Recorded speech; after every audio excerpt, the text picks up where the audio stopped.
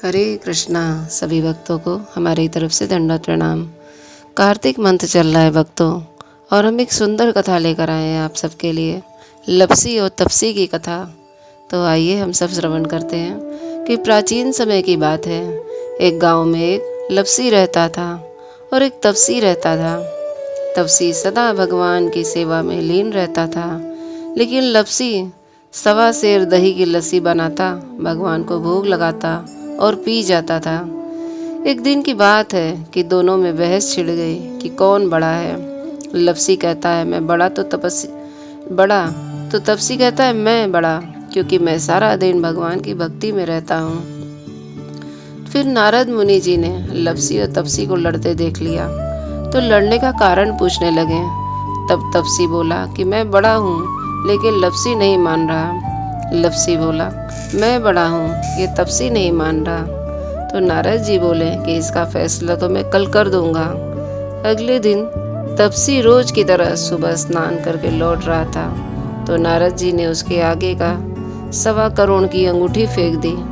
तपसी ने इधर उधर देखा और अंगूठी उठाकर फिर तपस्या करने बैठ गया। लपसी फिर रोज की तरह आया और 1.25 सेर दही की लस्सी बनाई, उसे एक लोटे में घुमाया और भोग लगाकर पी गया। तभी नारद जी आए और उन्होंने कहा कि लपसी बड़ा है। तपसी ने कहा इसका कारण पूछा, तो नारद जी कहने लगे तेरे घोड़े के नीचे 1.25 करोड़ की अंगूठी पड़ी है, तूने इसे चुराया है, जिससे तेरी तपस्या भंग हो गई है। तपसी हाथ जोड़कर नारद जी के सामने खड़ा हो गया और बोला कि मेरी तपस्या का फल किस प्रकार मुझे मिल सकता है। तब नारद जी ने कहने लगे कि तेरी तपस्या का फल कार्तिक नहाने वाले ही दे सकते हैं। नारद जी ने फिर से कहने लगे कि कार्तिक माँ की कहानी सुनने के बाद जो तेरी कहानी नहीं सुनेगा या कहेगा, उसके कार्तिक स्नान का फल खत्म हो जाएगा। तो फिर उसके बाद नारद जी चले जाते हैं और वो कार्तिक महीने में जो भी नहाता है उसको वो उसका स्नान का फल मांगते हैं कि मुझे भी थोड़ा सा कार्तिक माह में जो घटता है वो कथा बताइए। तो ऐसे ही एक कार्तिक माह की कहानी को मैं आज आप सबके सामने प्रस्तुत कर रही हूँ। राम लक्ष्मण की कहानी। भगवान श्री राम और लक्ष्मण सीता जी पिता दशरथ जी की आज्ञा से वनवास जाने लगे। रास्ते में सभी तीर्थ, गंगा, यमुना, गोमती नदियाँ में पितृ तर्पण कर वन में कंदमूल फूल खाते हुए वो वन में अपना समय व्यतीत करने लगे। फिर कार्तिक का महीना आया और एकम का दिन था, तो लक्ष्मण जी ने राम जी की आज्ञा से फल मूल लाकर माता सीता को दे दिया। तब माता सीता ने 4 पत्तल परोसे। तब लक्ष्मण जी ने पूछा, माता हम 3 लोग हैं, फिर 4 क्यों परोसा आपने? तब माता सीता बोली कि 1 पत्तल गौ माता के लिए है। तो राम जी ने लक्ष्मण जी ने गौ माता को 1 पत्तल परोस दी। तब राम जी ने पूछा, सीता आज आपने खाना शुरू क्यों नहीं किया? तब माता सीता बोली कि मेरे तो राम कथा सुनने का नियम है, राम कथा मैं सुनने के बाद ही मैं भोजन करूँगी, तो मुझे ऐसा समझ में आता है। तब भगवान राम ने बोला कि राम जी और लक्ष्मण जी बोले कि मुझे ये कथा सुना दो। तो माता सीता बोली कि औरत की बात औरत सुने, और मेरे पति हो, आप देवर हो, आपसे मैं कैसे ये कथा कहूँ? तब लक्ष्मण जी ने सोचा इस जंगल में कौन औरत मिलेगी। तब लक्ष्मण जी ने अपनी माया से एक नगरी का निर्माण किया। उस नगरी में सब सुख सुविधाओं से युक्त थी। उस नगरी में सब चीजें सोने की थी, इसलिए नगरी का नाम सोन नगरी रखा गया। सभी नगर निवासी को घमंड हो गया। उस नगरी में कोई गरीब नहीं था। जब सीता जी कुएं पर पानी लेने गईं और पनिहारियों से राम राम किया, तो कोई न बोली। थोड़ी देर में एक छोटी कन्या आई और सीता जी से उसने राम राम बोला। तो माता सीता ने कहा कि तुम मेरी राम कथा सुन लो। तो वह बोली मेरे तो घर पर काम है। सीता जी ने कहा मेरे पति राम और देवर लक्ष्मण भूखे हैं। तब लड़की बोली मेरी माँ भी मेरा इंतजार कर रही है। वह लड़की वहाँ से जाने लगी। तब माता सीता को क्रोध आ गया और सारी नगरी साधारण सी हो गई। जब लड़की ने अपने घर गई तो उसकी माँ पूछती है कि ये सब क्या हो गया।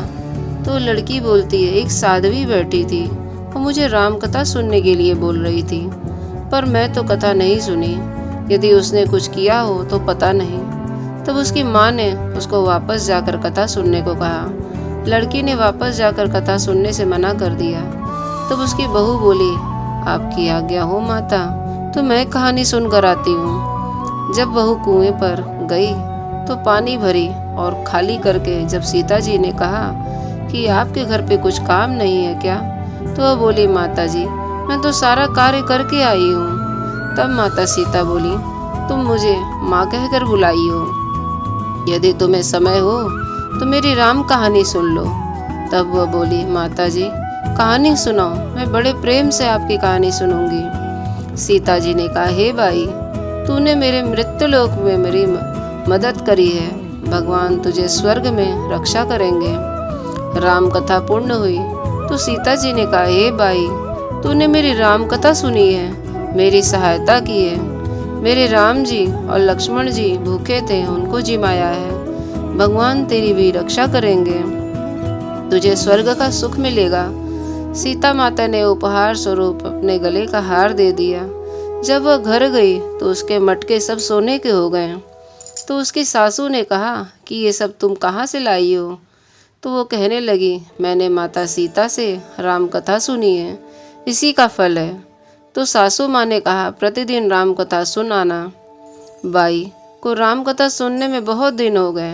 तब उसने माता सीता से पूछा, इसका उद्यापन विधि बतलाइए।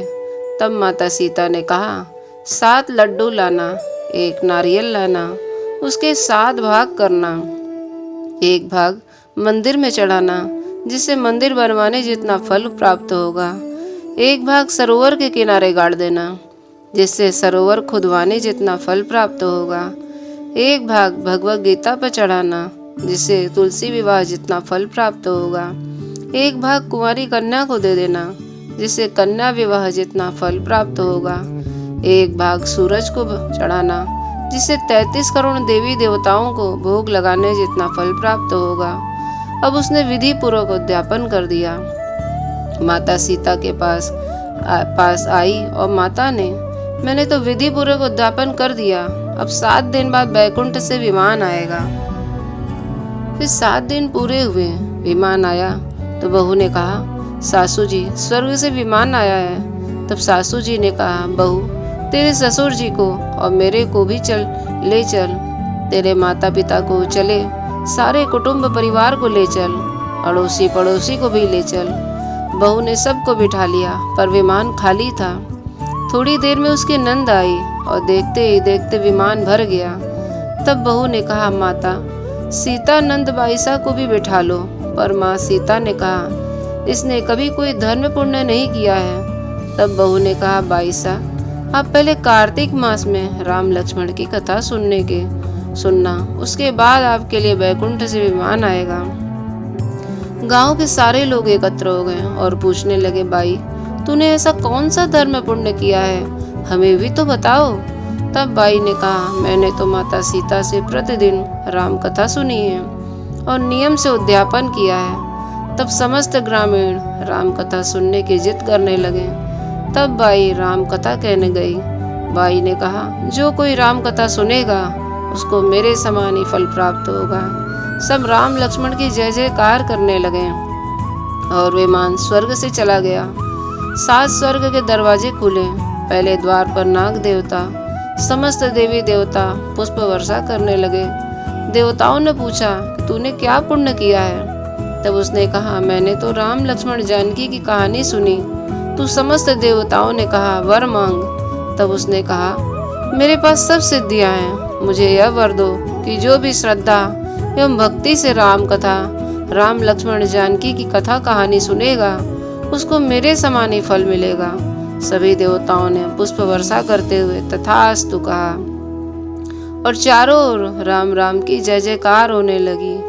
हरे कृष्णा। तो राम नाम की कथा कार्तिक माह में हम देख रहे हैं। इस कथा से हमें श्रवण करने से पता चल रहा है कि राम नाम की रामायण कथा हमके सुनने से क्या लाभ है।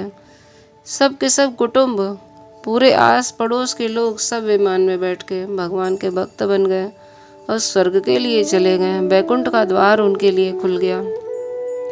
तो हम सबको भी कार्तिक माह में भगवान ने इतने छूट दे रखे हैं कि हम सब भी भक्त बन करके भगवान की भक्ति करके भगवान के धाम जा सकते हैं। इन कथाओं से हमें ये समझ में आता है कि भगवान को कार्तिक माह कितना पसंद है और अपने भक्तों के लिए भगवान ने इतना सुविधा दे रखा है। कभी एकादशी में, कभी इन त्योहारों में, कभी जन्माष्टमी में, कभी कार्तिक मंथ में भगवान ने अलग अलग दिन में अलग अलग कृपा किया है। ये सब हम सब के लिए सेल लगा रखा है कि आप ये नहीं तो ये इससे लाभ उठाओ, ये नहीं तो इससे लाभ उठाओ। हर प्रकार से भगवान ने हम सब के लिए एक सुंदर अवसर दिया है। पर हम भक्त लोग यदि मन से करें तो भगवान हमें भी मिल जाएंगे और हम भी वैकुंठगामी बनेंगे। हरे कृष्णा। तो आप सभी भक्त भी रामायण कथा सुनिए और भगवान राम को प्रसन्न करिए, भगवान कृष्ण को प्रसन्न करिए और सदा एक ही ध्यान रखिए कि हमको भगवान को किस प्रकार से प्रसन्न करना है। तो सदा जपते रहिए हरे कृष्णा कृष्ण कृष्ण हरे हरे, हरे राम राम राम हरे हरे।